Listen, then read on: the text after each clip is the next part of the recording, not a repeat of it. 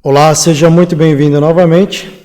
Nessa aula nós vamos falar então um pouco sobre a investigação e o papel, do investigador.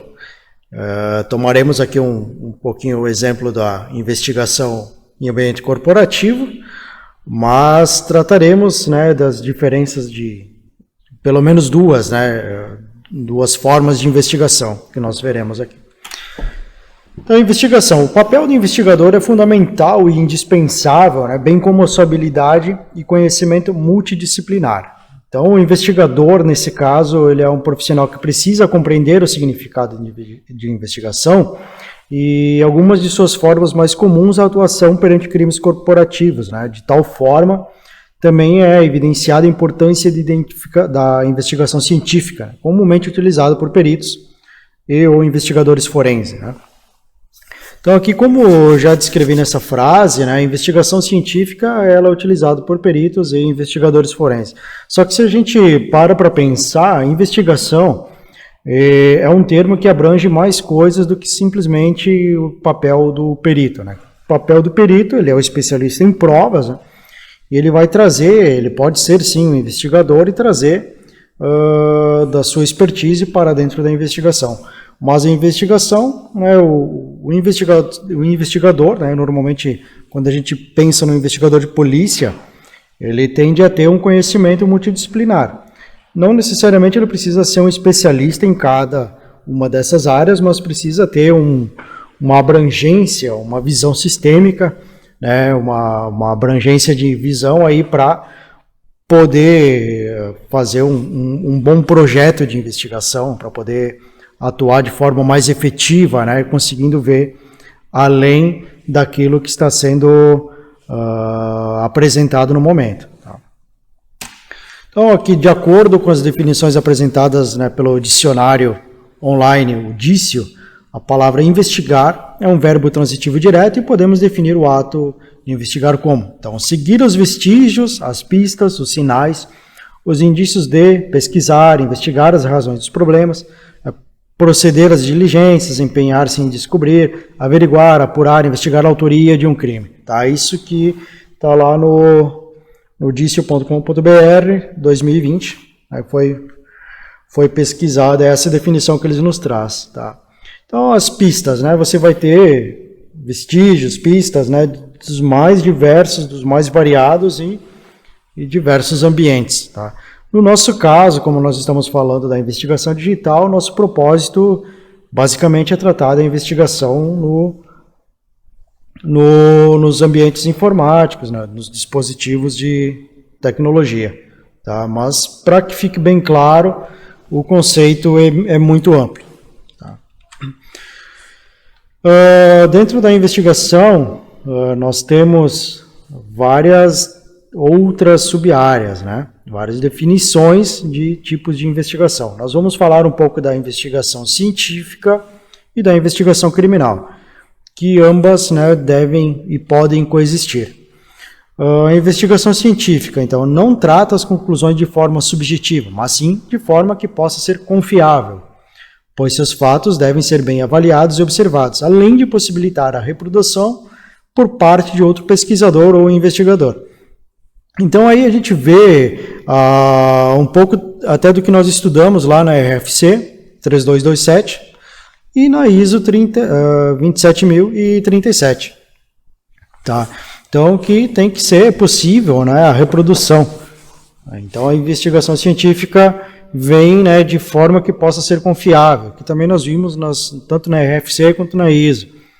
Se você faz um trabalho acadêmico, faz um trabalho científico, também é mais ou menos, também é essa linha que você deve seguir. Então, o trabalho aí do perito, da investigação digital também é trazer a verdade por meio científico, por uma forma que possa ser reproduzido por outro investigador ou por outro pesquisador. Na investigação científica, os pesquisadores ou investigadores podem fazer uso de elementos como análise, hipótese, observação, métodos de pesquisa e conclusão. As etapas abordadas são inclusive recomendadas na elaboração de laudos e pareceres técnicos desenvolvidos por especialistas em provas. O especialista em prova, aqui supracitado, é o perito, né? Profissional da computação forense, por exemplo. Então, perito que também a gente define como sendo um especialista em algo, né? Você tem perícia em algo, tá? Então, aqui, análise, né, hipótese, observação. Então, você levanta uma hipótese do que pode estar acontecendo, né, você já começa a fazer um cenário, você já começa a pensar em o que pode desencilhar tal artefato que você identifique no começo. Por exemplo, quando você vai fazer uma coleta, uma aquisição, você vai tentar buscar o maior número de informações que você precisa, que você julga importante. Então, se você consegue ter uma hipótese, né, você já consegue aumentar o seu campo, aumentar a sua visão, né? Então, isso é importante. Tá, então, segundo aí o outro site, né, o conceito.d, lá também acessado em 2020, a investigação, daí já falando então da investigação criminal, ela compreende vários elementos e etapas, tais como colher depoimentos, encontrar provas, fazer análise de documentos, elaborar relatórios policiais, examinar o local de crime, entre outros. A investigação criminal normalmente é conduzida pela polícia, tá? Então, são as duas terminologias aí que a gente basicamente utiliza nesse contexto. Então, a investigação criminal, a investigação científica, e dentro da investigação criminal, por exemplo, você pode ter também a investigação científica, né, para conduzir daí de forma adequada, conduzir aí de uma forma que você possa reproduzir também. Tá? Não que a investigação criminal não seja adequada, mas ela compreenderá também a investigação científica. Tá? Então, colher depoimentos, né, encontrar provas. O perito, na investigação corporativa, por exemplo, o consultor, né, de computação forense, ele também pode colher depoimentos, também vai encontrar provas, é o trabalho dele, né, vai fazer análise de documentos que possam lhe auxiliar em algum levantamento de maiores informações, né, para fazer uma coleta, para fazer uma aquisição. Ele vai elaborar relatório, que não necessariamente vai ser policial, vai examinar o local, né. Então, todos esses procedimentos, eles da investigação, sendo tanto criminal quanto científico, quanto criminal científico ou científico criminal, eles coexistem, né, nesse ambiente.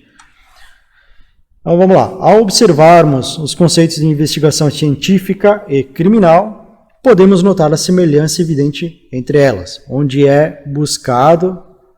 o que é buscado, né, nós damos o nome de prova.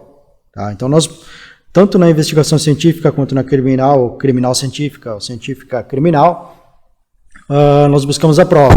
Nós queremos a busca pela verdade, queremos mostrar que aquilo de fato existiu, ou mostrar que aquilo não existiu. O fato de estarmos buscando alguma coisa, não necessariamente no momento que você for contratado ou designado para buscar ali os fatos sobre um crime, você vai precisar dizer que ele realmente aconteceu. Às vezes o fato é mostrar que ele não ocorreu, né? Então, a busca pela verdade é pelo sim e pelo não, né? No contexto da investigação criminal, é indispensável contar com o auxílio do perito, profissional especialista, que detém o conhecimento necessário para transformar os resultados analisados em prova, sempre em busca da verdade. O perito, por sua vez, deve fazer uso de conhecimento científico oriundo de pesquisas e investigações científicas, certo? Então, aqui só definindo, então, de acordo com o DICIO, também em 2020, o perito é o que possui especialização em certo ramo de conhecimento, a atividade ou assunto. Tá? Então, possui especialização, ele é perito em algo. Claro que se a gente fala em perito criminal, é o profissional lá que vai estar concursado, tá? que possui prática, capacidade ou experiência em certa atividade, e no jurídico, disse da pessoa que foi designada pelo juiz para opinar sobre assuntos que lhe são submetidos em certa ação jurídica. Tá? Então, ainda seguindo aqui, dos passos agora do investigador, então o processo de investigação corporativa, por exemplo, que é o que eu estou trazendo aqui, pode ter início de diversas formas, após uma auditoria interna ou por denúncia, seja por colaboradores ou terceiros. E os motivos são os mais diversos, que vão desde investigação de fraudes financeiras, concorrência desleal, danos ou meio ambiente, entre outros. Tá? O que motiva, né, determinada investigação vai ser o crime. Então, se você tem uma denúncia, né, se foi feita uma auditoria e precisa ser estabelecida uma investigação, o ideal é que você, voltando até aqui para um slide, a gente tem a questão da hipótese, né? Tá, ele vai levantar hipóteses, então você vai trabalhar sobre hipóteses. Se você tiver uma teoria do caso, por exemplo, que eu trouxe aqui também nesse slide, você vai, né, tentar pensar no ambiente, tentar pensar no que pode estar acontecendo, para daí então começar a tomar as suas devidas medidas, né? E partir então para a investigação de fato, fazer uma audiência, fazer uma como é que a gente chama agora? Fugiu o nome, mas é um depoimento, né? Você pode colher depoimentos das pessoas, né? De depoimento forense, né? Para você fazer já um levantamento prévio de informações, mas aí, claro, você precisa analisar o cenário, né, que você foi designado. Se você foi lá simplesmente designado pelo juiz para atuar como perito, você não necessariamente vai fazer uma investigação, você vai responder quesitos. Mas se você foi contratado por uma empresa, você já pode sim trabalhar pensando na investigação. Você pode colher depoimentos, né, das testemunhas, né, fazer uma coleta forense aí de depoimentos, né, digamos assim, para que você já comece a ter, né, um arcabouço aí de informações maiores para você poder trabalhar. Então aqui eu trouxe um exemplo, né, no artigo de As Etapas Básicas de uma Investigação Complexa sobre Fraude e Corrupção, que foi elaborado aí pelo IACRC, que é o Anti-Corruption Research Center.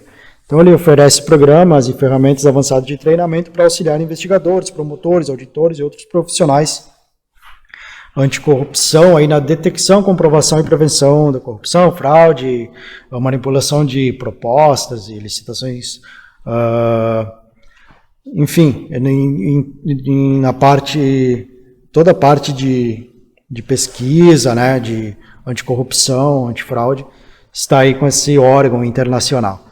Eles têm um material bem interessante, eu vou deixar no final da apresentação, no final da aula aí a referência, você pode consultar lá. Então, para eles aqui, dentro do que seria proposto, né, de uma teoria do caso, né, você pode, né, a teoria do caso vem a ser semelhante ao método científico de experimentação e envolve as seguintes etapas. Então, a gente vê aqui método científico de experimentação, né? Sempre o científico vai estar acompanhando, que o científico é o que te dá embasamento, que te dá também uma segurança do que você está fazendo na sua investigação. Então, analisar os dados disponíveis para criar uma hipótese, testar com os fatos disponíveis, refinar e alterar até que certas conclusões possam ser tiradas. Então, ainda mais alguns passos que são aí recomendados, né? Por exemplo, numa investigação, né? Numa questão de organização, tá? Por exemplo, a empresa chama o advogado corporativo para aconselhamento jurídico, tá? O investigador forense prepara uma primeira resposta de procedimentos, tá? O investigador forense apreende as evidências na cena do crime e as transporta para o laboratório forense, de preferência com ata notarial. O investigador forense prepara imagens e gera hashes dos arquivos, de preferência com ata notarial. O investigador forense examina as evidências e prepara um relatório investigativo. O investigador forense também entrega as informações confidenciais do relatório ao cliente, a fim de tomar as medidas jurídicas necessárias, e depois, o investigador ele destrói todos os dados confidenciais. Tá? Esse exemplo utilizado em uma organização, ele pode ser utilizado em qualquer outro meio de investigação. Tá? E o investigador forense, nesse caso, ele seria considerado também lá, se você pegar material de estudo da certificação CHFI, ele vai chamar esse ator, de primeiro respondente, que é a primeira pessoa que pode ter chegado no ambiente lá quando viu o acontecimento. Mas também o primeiro respondente pode ser a pessoa que relatou o incidente, que foi a primeira pessoa que viu, então já a partir daquele momento ele já pode estar vinculado ao ato e estar fazendo parte da investigação. Tá? Mais um pouco aqui, seguindo os passos do investigador, então mais um roteiro. Em um cenário um pouco diferente, um cenário um pouco mais abrangente. Então, fugindo da organização, seria obter um mandado de busca e apreensão, avaliar e proteger a cena, coletar a evidência, proteger a evidência, adquirir os dados, que é a fase de aquisição lá na coleta, analisar os dados, avaliar as provas e o caso, preparar o relatório final, testemunhar como especialista. Tá? Então, o roteiro, nesse caso, como eu disse, ele é mais abrangente. O que vai mudar um pouco na situação é obter a primeira parte, que é obter um mandado de busca e apreensão, se você foi contratado por uma empresa para fazer uma investigação interna. Tá? Mas o fluxo é esse. Então, a questão das ordens aqui, se você pegar esse roteiro que eu passei agora e vincular as etapas do anterior, então também você consegue encaixar dentro do outro, tá? Não é necessariamente mandatório, seguir nenhum desses dois que eu passei. Por quê? Porque cada caso é um caso e vai depender da sua expertise, vai depender da sua boa análise do cenário para conduzir a investigação, para conduzir o procedimento para o melhor meio, para melhor, para fazer uma boa condução, para a condução correta para aquele cenário. Tá? Então aqui eu deixo as referências do material, você pode pesquisar, ver que são acessos bem atuais. Eu utilizei essas referências inclusive para escrever um artigo, que assim que ele for publicado eu vou deixar anexado para que você possa ler e estudar um pouco mais sobre o assunto de investigação também. Tá certo? Então eu agradeço você ter ficado nessa aula até o final. Muito obrigado, espero que esteja gostando do curso aí. Até mais!